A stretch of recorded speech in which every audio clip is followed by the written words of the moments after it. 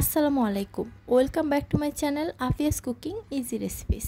নতুনদের জন্য আজকে খুবই সহজে রোল রেসিপি করব, যেটা আশা করছি নতুনদের খুবই উপকারে আসবে।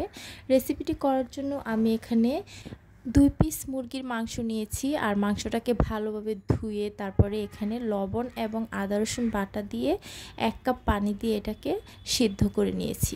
এবার একটা কাঁটা চামচ দিয়ে চিকেনটাকে এরকম ঝোড়া ঝোড়া করে নিব। পুরটা তৈরি করার জন্য আমি চুলায় একটি প্যান বসিয়ে এতে পরিমাণ মতো তেল আর 1 কাপের মতো পেঁয়াজ কুচি দিয়ে দিলাম। পেঁয়াজটাকে হালকা নরম করে ভেজে নিয়ে তারপরে এতে একটা ছোট সাইজের বাঁধাকপি কুচি করে দিয়ে দিলাম। পরিমাণ মতো লবণ দিয়ে 1-1.5 মিনিটের জন্য ঢেকে দিয়েছিলাম, আর এতে করে বাঁধাকপিটাও অনেকটা নরম হয়ে গেছে। এবার এতে আমি শেডেড করা চিকেনটা দিয়ে দিব, আর 1/2 চা চামচ করে দিয়ে দিব মরিচ, ধনিয়া এবং জিরার গুঁড়া। মশলাগুলো দিয়ে ভালো করে নেড়ে তারপরে মিশিয়ে নিব। সামান্য একটু হলুদের গুঁড়া দিয়ে দিলাম, এটা অপশনাল, না দিলেও চলবে। এবার এতে আমি দিয়ে দিলাম 1 টুকরা দারচিনি আর 2টা এলাচ, একটা তেজপাতা ছিঁড়ে তারপরে দিয়ে দিলাম। এবার সব কিছু মিশিয়ে নিব, আর এবার আর ঢেকে দিব না। মিশাতে মিশাতে যখন দেখতে পারবেন পানিটা শুকিয়ে গেছে, তখন এতে দিয়ে দিব 1 চা চামচ গোলমরিচের গুঁড়া, 1/2 চা চামচ গরম মশলার গুঁড়া দিয়ে ভালো করে নেড়ে মিশিয়ে তারপরে এটাকে উঠিয়ে ঠান্ডা করে নিব। রোলের উপরের শীটগুলো তৈরি করার জন্য এবার একটা লিকুইড ডো তৈরি করব, আর এখানে আমি ডোটা তৈরি করার জন্য 3 কাপ আটা নিয়ে নিয়েছি। দিয়ে দিয়েছি 1 চা চামচ লবণ, এবার ভালো করে মিশিয়ে নিচ্ছি। এবার দিয়ে দিচ্ছি 2.5 কাপ পানি। পানিটা আমি 2 বারে দিয়ে আটাটাকে ভালো করে মিশিয়ে নিব। ভালোভাবে মেশানো হয়ে গেলে এরপর এতে দিয়ে দিব 2টা ডিম দিয়ে আবারও ভালো করে মিশিয়ে নিব, আর মিশিয়ে স্মুথ একটা ডো তৈরি করে নিব। আর আমি এখানে আটা ব্যবহার করছি, আপনারা ময়দা দিয়েও করতে পারবেন, কোনো সমস্যা হবে না। ময়দা দিয়ে আরও বেশি স্মুথ হবে ডোটা। এবার আমি চুলায় একটি প্যান বসিয়ে এতে তেল এবং পানি মিক্সড করে তারপরে ব্রাশ করে দিচ্ছি। তেল এবং পানি মিক্সড করে ব্রাশ করে দিলে যে শীটটা আমরা তৈরি করব সেটা প্যানের সাথে লেগে যাবে না। এবার 1 চা চামচ ব্যাটার দিয়ে চামচ দিয়েই ঘুরিয়ে ঘুরিয়ে এরকম রুটির মতো করে নিব। আর যখন এটা পুরোপুরি ড্রাই হয়ে যাবে উপরে এবং নিচে, তখন এটাকে উঠিয়ে একটা ছিদ্রওয়ালা পাত্রে রেখে দিব।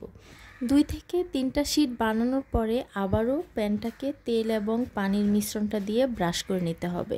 এতে করে একটা শীটও তাওয়ার সাথে বা প্যানের সাথে লেগে যাবে না। দেখতেই পাচ্ছেন আমি বারবার ব্রাশ করে তারপরে আমি সবগুলো শীট তৈরি করে নিলাম।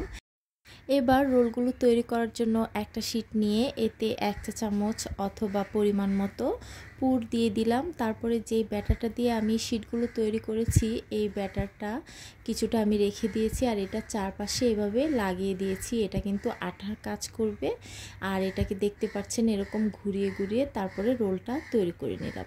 এভাবে করে আমি সবগুলো রোল তৈরি করে নিলাম।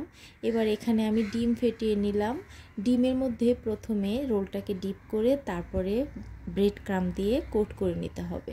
ব্রেড ক্রাম দিয়ে আমি রোলগুলো সবগুলো কোট করে নিলাম, আর যেগুলো ফ্রোজেন করার সেগুলোকে আমি এখন একটা প্লেটে অথবা ট্রেতে করে ডিপ ফ্রিজে ঘন্টাখানেক সময় রেখে দিব। তারপরে এগুলোকে বের করে এয়ারটাইট বক্স অথবা জিপলক ব্যাগে রেখে তারপরে ডিপ ফ্রিজে 1 মাসের মতো সংরক্ষণ করা যাবে।